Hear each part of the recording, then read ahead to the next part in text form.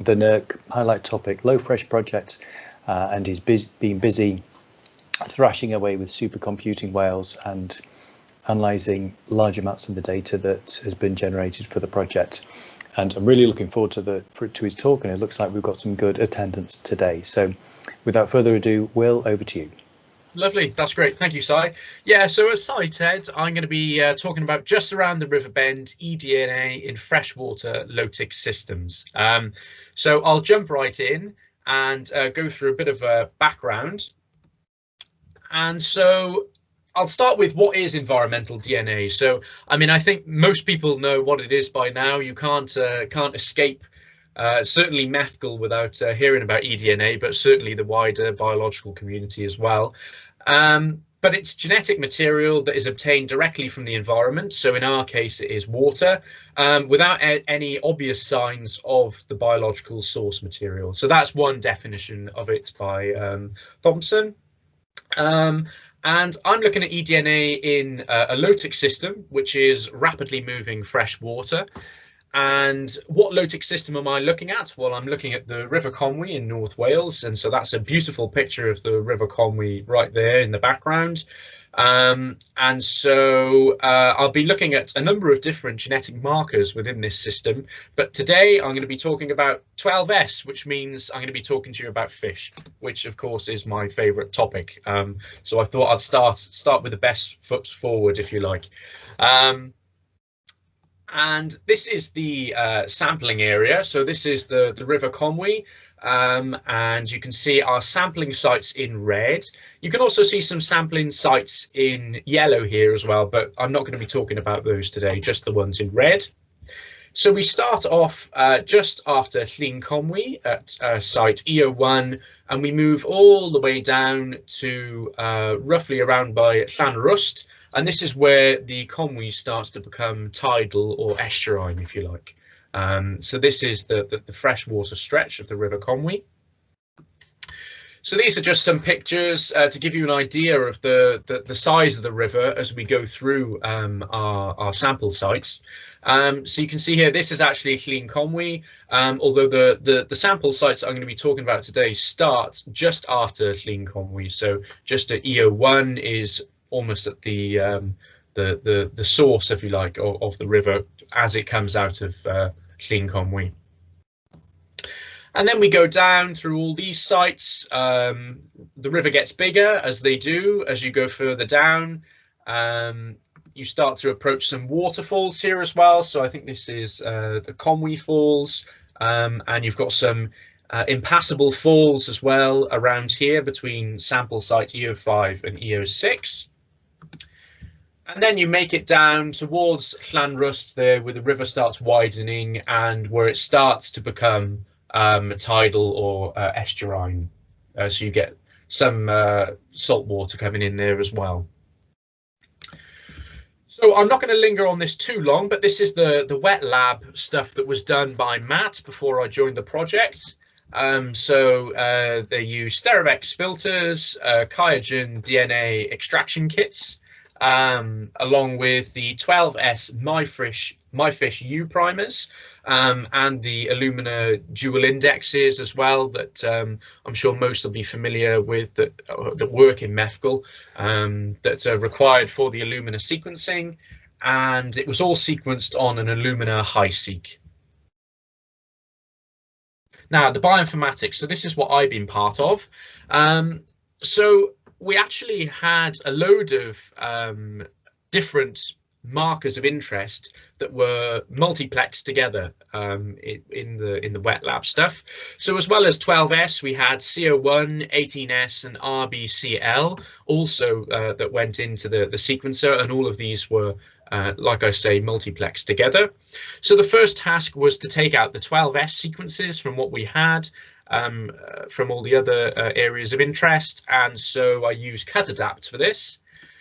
And then for the majority of the heavy lifting, so things like the quality filtering of the reads, the trimming of reads, and also the merging of forward and reverse reads that come out of the Illumina platform, I used Dada2. And I also use Dada2 for the taxonomy assignment as well, and it uses a naive Bayesian classifier taxonomic assessment method.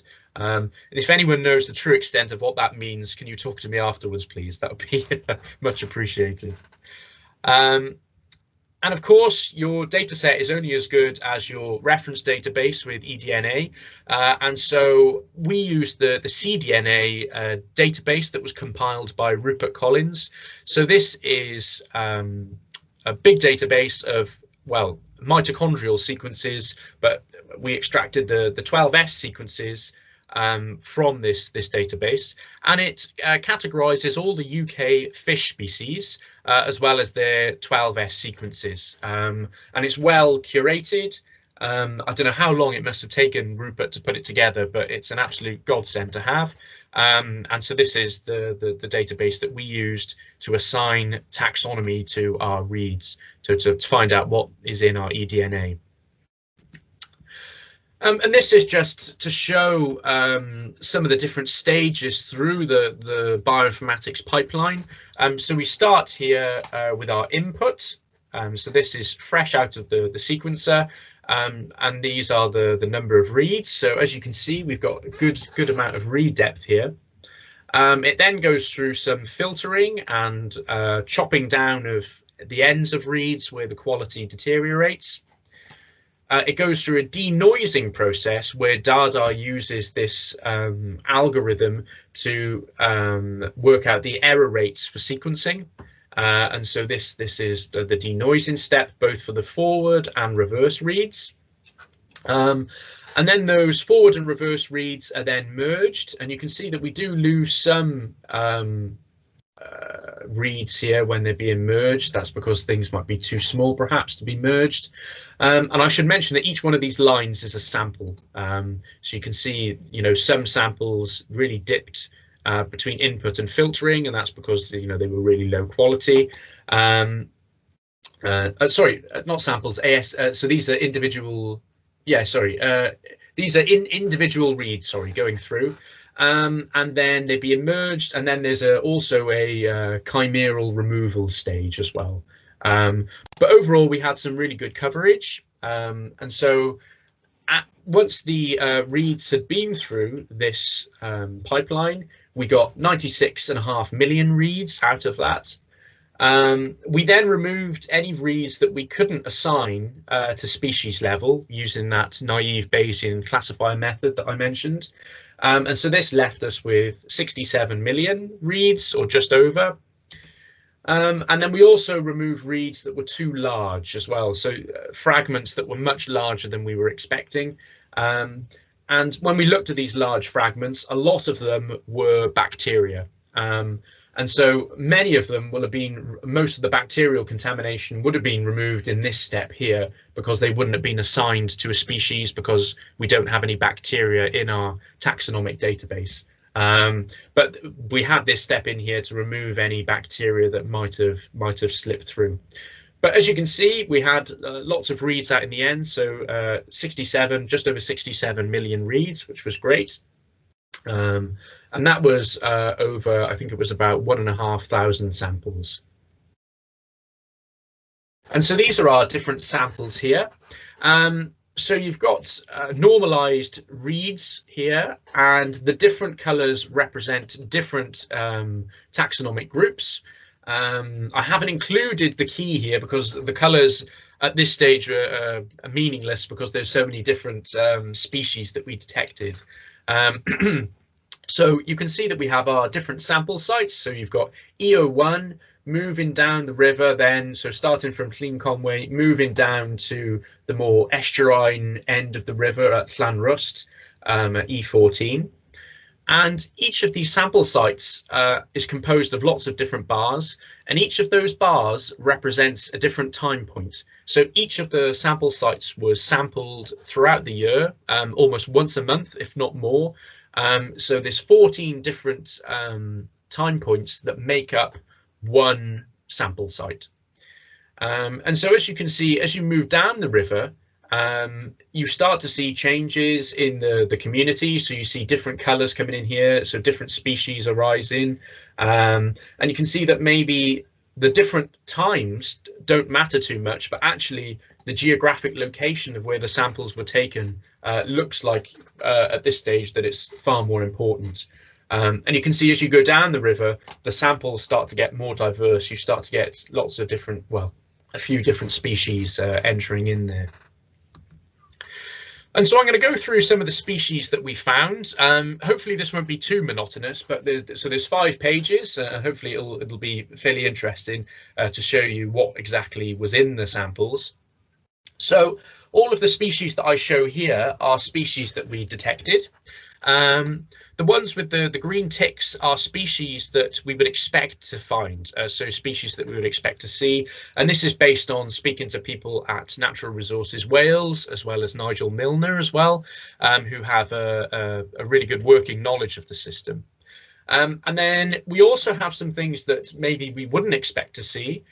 So things like the lesser sand eel, that's a marine species. But of course, some of the later samples, so around Llanrwst, you do see some maybe sediments entering the river at that stage. So it might not be that these estuarine species are actually found in the river, but it could be that they're living further down into the estuary, and then sediments are being brought up further up the river then by the tidal action. And then we've got some really unusual species that are freshwater species, but if they were actually found there, I mean, it would be quite incredible because they would be, you know, fairly invasive. So, for example, the brown bullhead, I think it's a type of catfish, as well as the rock bass as well. So at this stage, we went through another level of filtering, and we removed anything that had really low read depth after it had been through our Dardar pipeline. So if the taxonomic group had less than 0.05% of the total reads for that sample, we removed it. And so this was quite good. So it removed the rock bass and the brown bullhead, as well as some other things that maybe we wouldn't expect to see, although the goldfish went as well. So we removed those things because they were very, very low reads. And then we did another round of filtering again. And this was because for each site and for each time point, there were 3 samples taken. So there was a triplicate for each sample and each time point. And so we looked at those triplicates, and we said if it didn't occur in at least 2 of the 3 triplicates, then perhaps it isn't there. I mean, it could be argued that it is still there. However, this was just an additional filtering step that we applied. And so this removed some other things like the shad, which we might have expected to see, but it left us with the European eel, the stone loach, and these were things that we were expecting to see. Again, these are some more species we detected. These are some of the ones that we would expect to see. So the pike, the lamprey, the gudgeon, stickleback, and the bullhead. Some ones that maybe we wouldn't expect to see because they're estuarine, such as the anchovy and the halibut. But we've also got carp in there, which are not particularly known for occurring in the Conway. And then we got some really unusual stuff, such as the red-bellied tilapia. So the red-bellied tilapia has been found in the UK, but it was in a river that ran alongside a glassworks, where the glassworks would release warm water from the industrial process, and that's how they could survive there. So the red-bellied tilapia would be highly unusual to find because they require these warm waters. However, it is possible, because people do eat red-bellied tilapia, that it could have entered through the sewage system, could have entered the river quite easily. But we did our filtering again, removed stuff that were particularly low reads, and this got rid of all these guys. And then we also did the filtering where if it wasn't in at least 2 of the 3 triplicates, we removed it. And so this left us with the bullhead and the stickleback. Again, this is another page of fish. So these are the ones that we'd expect to see: perch, minnow, and smelt. Some ones that again are estuarine or marine, such as the haddock or the whiting or the hake. And then we've got some unusual ones. Pink salmon, for example, has been found in the River Dee and is highly invasive, and it would be interesting if that was there. because they are moving further and further north from northern Norway or Russia, I believe, where they were first released as an invasive species. And this is, a big thing, the pink salmon entering UK waters. However, when we did the filtering again, some of these things were removed. Again, it can be argued that perhaps these things are there just at a low abundance, and so it's interesting to look at these results. But again, they were at very low read depth. But we did have some stuff like the rainbow trout, which we weren't expecting to see, but it is not surprising that we do find it, as it's a big leisure fish or to catch.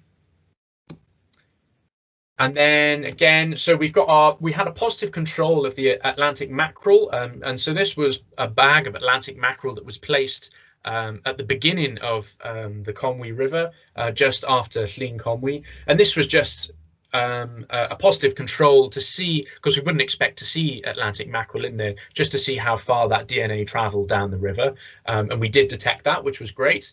And we also, these are things that we would expect to see, brown trout, stickleback, and Atlantic salmon. Again, some other stuff that we wouldn't expect to see. One there particularly is the Arctic char, which are known for living in deep lakes, and so it'd be interesting to hear what Anthony has to say about that if he is here. And then we've got the brook trout and the Wells catfish. Again, the Wells catfish is highly invasive. And after our filtering, it removed these things, although it did still leave the Arctic char, which I was very interested about. And so, yeah, definitely worth a bit of discussion there, I think. And then last but not least, these are some oddballs that we got left, and some of them, you might expect to see them there. It's not completely unexpected. But again, after the filtering, it removed these ones, and we were left with the sprat and the common chub. And so this now is just a breakdown of the sites, but this just shows the big dogs, if you like, so the ones with the highest reads in our samples, and so it's just the top fish that are in the community. And you can see the Atlantic mackerel is picked up really nicely here, and it's found all the way down at site EO5, EO4, which was really good to see, and really high read depth as well, so we're picking up that positive control. Lots of brown trout, lots of common minnow as well after site EO5. Atlantic salmon start appearing here as we come down to EO7. So there's an impassable falls, like I say, between EO6 and EO7. So that's why the Atlantic salmon can't make it further up. And the same case for the stone loach. Again, we've got the eel, European eel, anguilla, sticklebacks. Yeah, and so these were the main players that we found were taking up the most reads in our data set. And as well as this, I've also been looking into doing some population genetics with the 12S data that we have. And so this is actually a haplotype network for the 12S haplotypes that we found for brown trout after some quite stringent filtering. And you can see I've coloured them by whether or not they're from the lower stream, closer to the estuary, whether or not they're from the middle, which is in, the lower stream, the lower part of the river is in red, the middle part of the river is in green, and then the upper part of the river, closer to Llyn Conway, is in purple. And what you can see is there's some haplotypes that are unique here to both the lower and middle stream and aren't found in the upper stream, and this is probably due to the impassable falls and the fact that the brown trout further down can't make it up to the upper part of the River Conway, and so it was interesting to see that separation there between haplotypes. Yeah, so that was really interesting, and this is something that we're going to investigate a bit more into. So the conclusion, so our mackerel positive control was detected 1 kilometre downstream, which was great. So, we're detecting really small traces of eDNA over long distances. No salmon or stone loach were found after site EO6, and this is in concordance with electrosurveys which have been done by APEM, Nigel Milner. So that was really nice validation of the data as well. Some native species of interest were detected, such as the shad, although after some filtering these were removed, and so there's some debate on whether or not they are there. There were some introduced species of interest, such as the rainbow trout and the American brook trout as well. And then some strange introduced species, such as the tilapia. Again, some of these were removed by the filtering, so need to be taken with a pinch of salt. And we saw many estuarine species that were detected in this section of the Conway, which is quite far inland, which is also quite interesting. Whether or not that sediment flows or whether or not that is actual fish migrating up the river is another question. So the future work, we want to do some modelling of the taxonomic data that we've gathered, so look at things like diversity and how that changes throughout the river. We want to analyse the other data sets that we have, of course, so 18S, looking at sort of sort of protists and things like that. CO1, which hopefully will capture most of the metazoan life in there, and then RBCL as well, which will look at photosynthetic organisms, diatoms, algae, and that sort of stuff. We've also got some samples from the head streams as well. We've got sequence data from that, so we want to look at those. And then we also have 4 other rivers to look at as well. So we have this data which has been analysed and we've applied taxonomy to, but that's another MEFCL presentation for another day, I think. So we've got samples from the Gouache in England, which all of these systems are very similar to the Conway. They start off with a lake and then that flows down then through to an estuary, or down further to a further down river. And so we have the Gouache in England, we have the Towie in mid Wales, we've got the Glat in northern Switzerland, and then we have the Skaneateles River then in the state of New York. So that just leaves me to say thank you, really, to all these lovely people, especially to Sai and Isabel, who's also my supervisor at Cardiff at the Water Institute, as well as all the wider team, Gary as well, particularly, and our friends at University of Birmingham and CEH, John Colburn and Jack Cosby at CEH, and our funders, the UKRI and NERC, and I will take any questions. So thank you. Okay, that was a great talk, Will, and we'll have a round of applause. So, any questions from the floor? So Tom has his hand up.